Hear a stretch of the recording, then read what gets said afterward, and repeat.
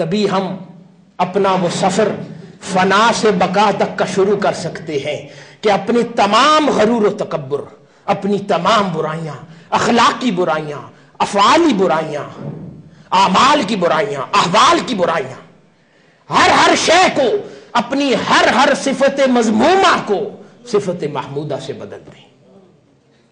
نیکی کے ساتھ بدل دیں، اچھی صفات کے ساتھ بدل دیں، ایک دوسرے سے محبت کیا کریں، لڑا جھگڑا نہ کریں، غرور و تکبر نہ کیا کریں، کسی کو نیچا نہ دکھایا کریں۔ ارے صرف تکبر اور غرور کرنے کا، عظمت اور بلندی پر بیٹھنے کا تو خدا کا ہے، دنیا میں کوئی شخص خدا بننے کی کوشش نہ کیا کرے۔ اگر ہم انسان اور بندہ بننا سیکھ جائیں تو سب سے بڑا مقام ہے، مگر ہم زبان سے نہیں کہتے۔ ہر کوئی شخص اپنے اندر ایک خدا محسوس کرتا ہے، اپنی ہر طاقت کے ایریے اور علاقے میں اپنے آپ کو معاذ اللہ خدا محسوس کرتا ہے۔ کوئی کہے گا کہ نہیں ایسا نہیں کرتے، تو بابا اپنے عمل سے دکھاؤ۔ اعمال تو یہی کہتے ہیں کہ جہاں بیٹھے ہو خدا بنے پھرتے ہو، اور وہ خدا دیکھتا رہتا ہے، اور ہم مگن وہ اعمال کی برائیاں کرتے رہتے ہیں، اپنے اخلاق کی برائیاں کرتے رہتے ہیں۔ حاضرین گرامی،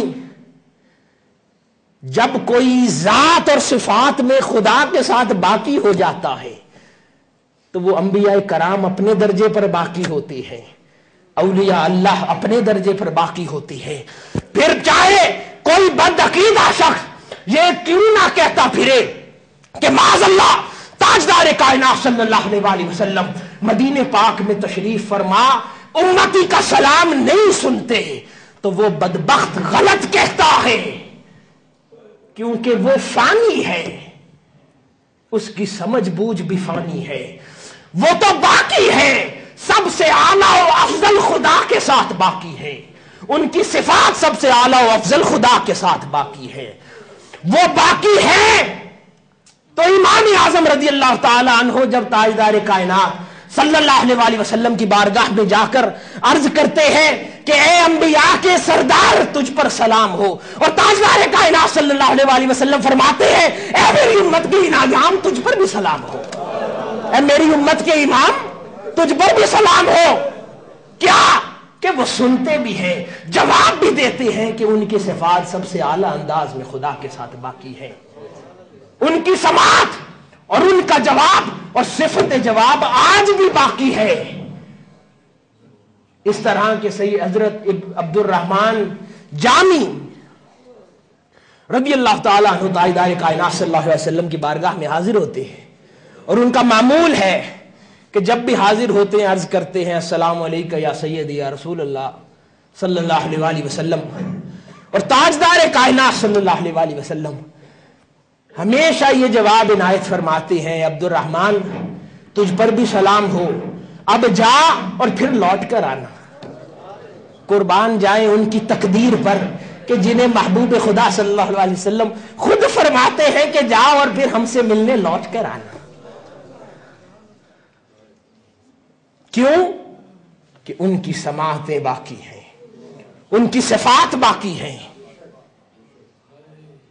پھر صرف سماعت تک بات نہیں ہے،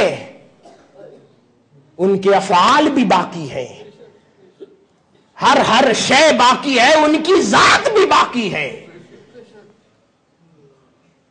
کہ شیخ احمد رفاعی رضی اللہ تعالی عنہ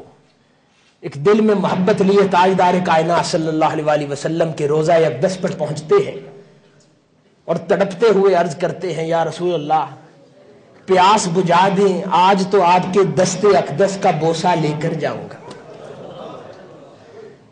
ان کی ذات بھی اعلیٰ درجے میں باقی ہے۔ تاجدار کائنات صلی اللہ علیہ وسلم ان کے جواب میں اپنا دست اقدس جالی مبارک سے باہر لے آتے ہیں، اور وہ ہزاروں افراد کے سامنے تاجدار کائنات صلی اللہ علیہ وسلم کے دست اقدس پہ بوسہ دیتے ہیں۔ ان کی ذات بھی اعلیٰ درجے پر باقی ہے، اولیاء اللہ بھی باقی ہے، ان کی صفات بھی باقی رہتی ہے، ان کی ذات بھی باقی رہتی ہے۔ اس سے بڑی اور کیا مثال کہ حضرت باقی باللہ رضی اللہ تعالیٰ عنہ مرید پوچھتا ہے حضرت یہ فنا اور بقا کا ماجرا کیا ہے؟ وہ فرماتے ہیں جو شخص میرا جنازہ پڑھائے اس سے پوچھ لینا۔ جنازے کے دن اعلان ہو جاتا ہے کہ جس شخص کی بلوغت سے آج تک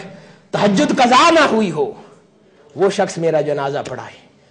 بڑے بڑے اولیاء اللہ صفوں میں کھڑے ہیں، کسی کی ہمت نہیں کہ آگے بڑھ کر جنازہ پڑھا دے۔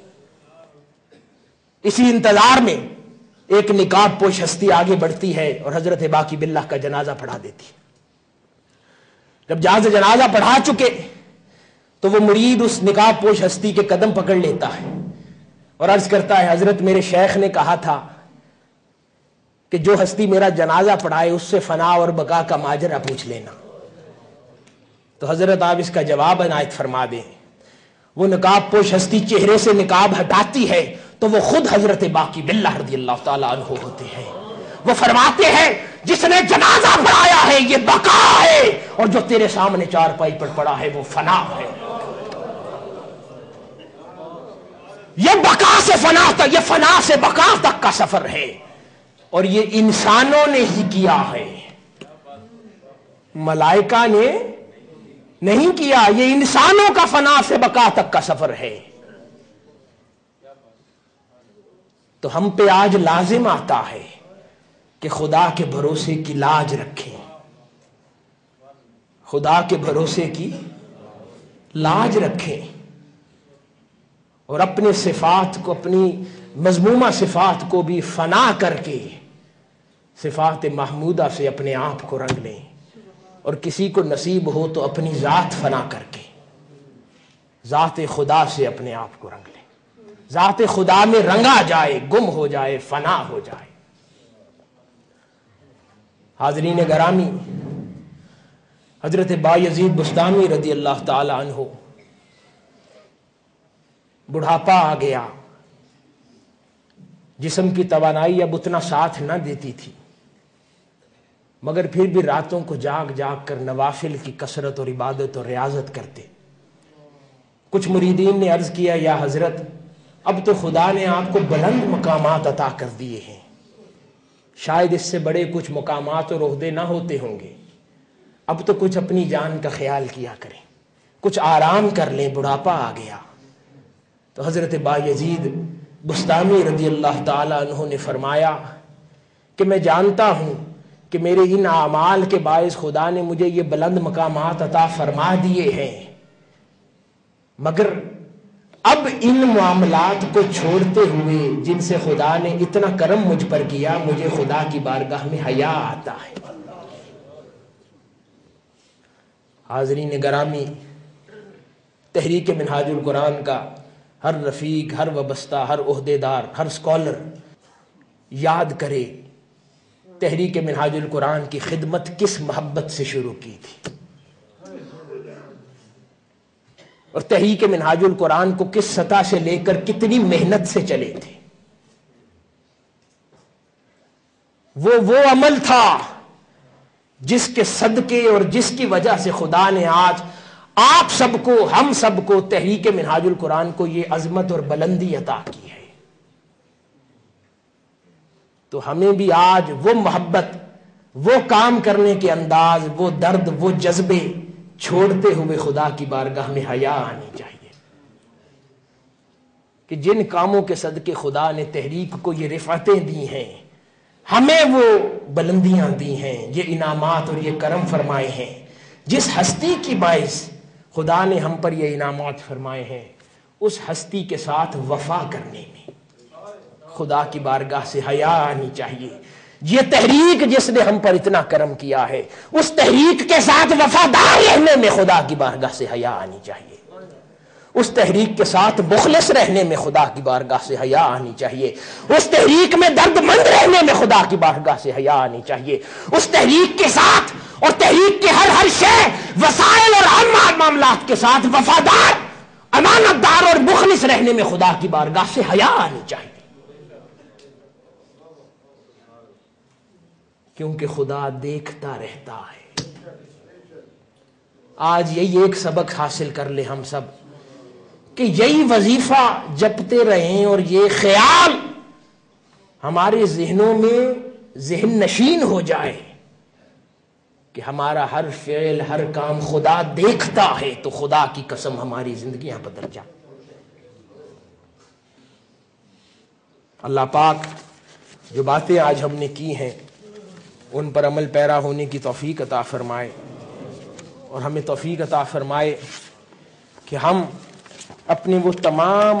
صفات مذمومہ سے جان چھڑا سکیں، انہیں فنا کر سکیں، تاکہ ان کی جگہ صفات محمودہ لے لیں، نیک صفات لے لیں، اچھی صفات لے لیں،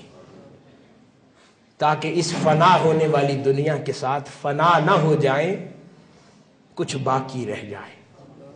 والسلام وما علینا الا البلاغ۔ اللهم صل على سيدنا